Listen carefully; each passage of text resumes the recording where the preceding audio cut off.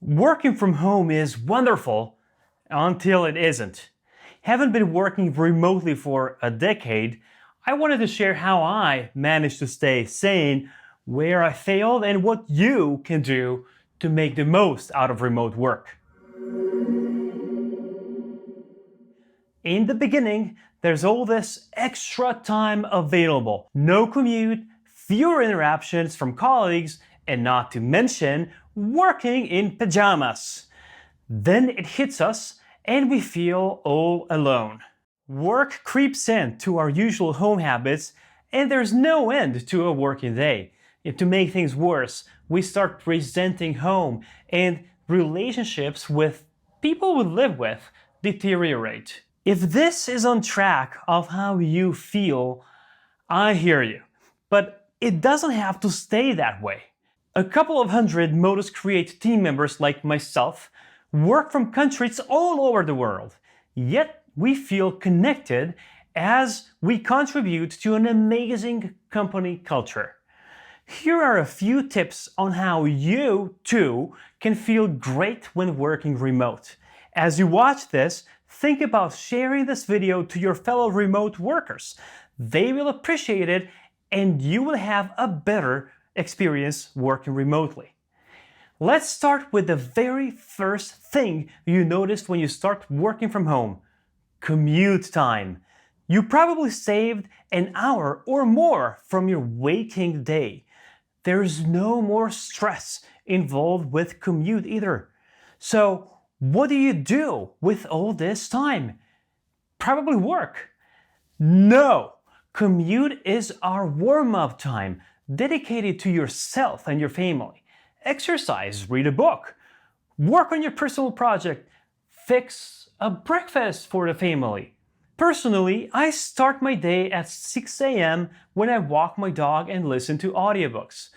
During that time, the oven is getting ready for me to put in the sourdough bread that I made the day before. Now the kids wake up to the wonderful smell of delicious, fresh baked bread. This is my ritual. When I start working at 8, I'm fully charged, motivated, and productive. Where do you work from when you are at home? Do you have a home office or do you work from a kitchen table or living room or your bedroom?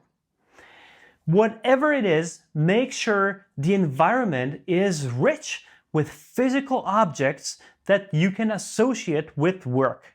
If you have an office, lucky you, that's the ideal surrounding. If not, then maybe it's a special tablecloth or dedicated coffee mug, headphones, or any other equipment. The goal of these objects is to create mental cues that clearly signal when it's time and place for work and when it's time to not work. I used to work from the living room. When I was done, I would just walk away from the computer. Now the problem was, I know you can guess it, that I was still in that environment. So I would easily go back just to quickly check on the work, right? Quickly would often mean spending an hour or more.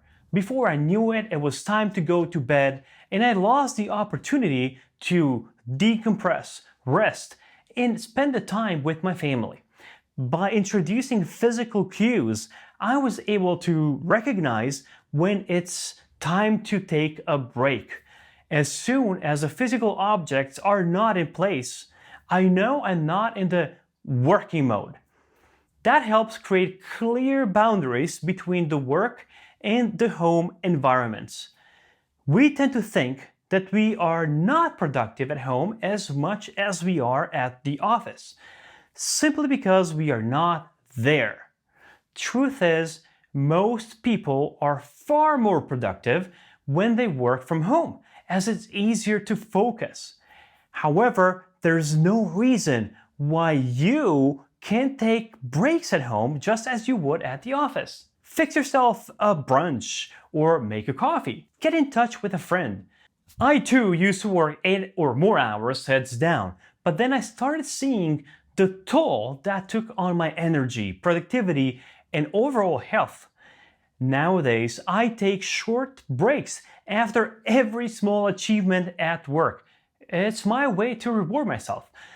To spice it up, I change the location at least once a day. So I would work from the kitchen table, living room, my home office. If it's difficult for you to take breaks when working from home, some people are finding the Pomodoro technique useful. You just need to set a timer for 25 minutes of work, followed by 5 minutes of rest. When taking breaks, don't forget to stretch and to look through the windows to help reduce fatigue.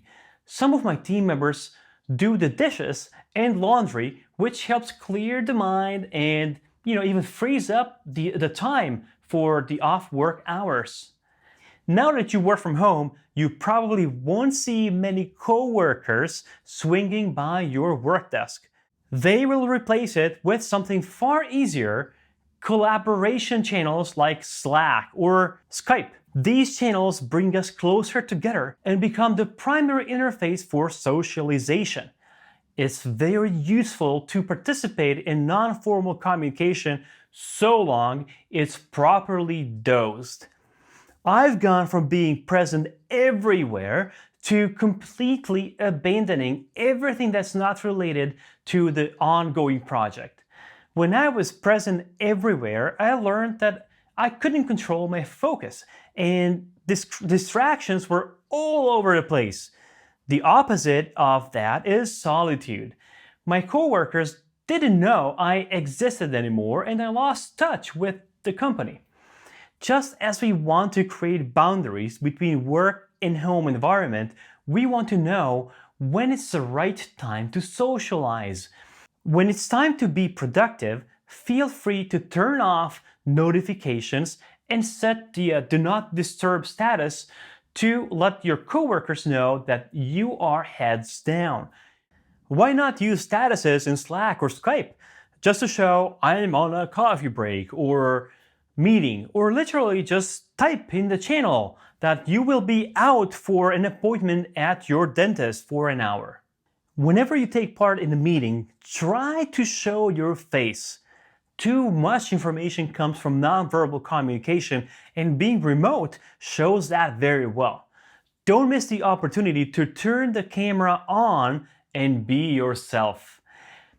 Oh, don't forget to get good noise-canceling headphones. Not just that they help create separation from the environment, but the people will appreciate not hearing noises from your side. You can also try an app called Crisp that helps reduce noise from your microphone. See the description for more information.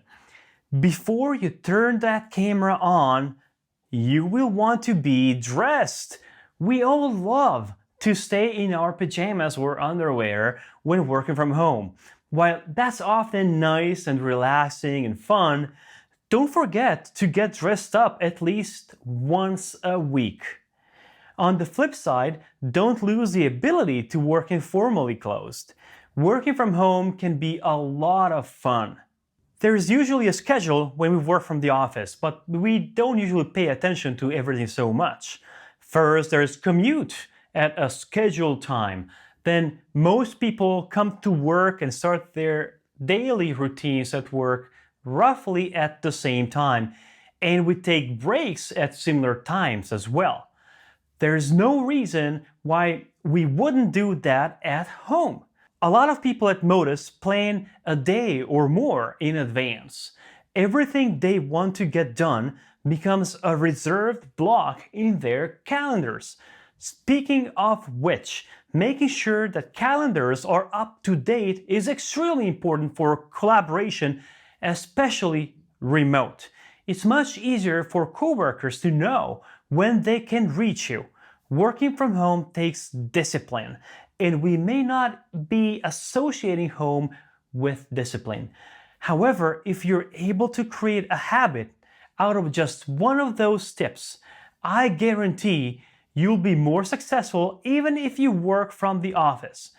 If you struggle creating habits, I recommend picking up Atomic Habits book by James Clear. There are more tips and useful links in the description, so check that out.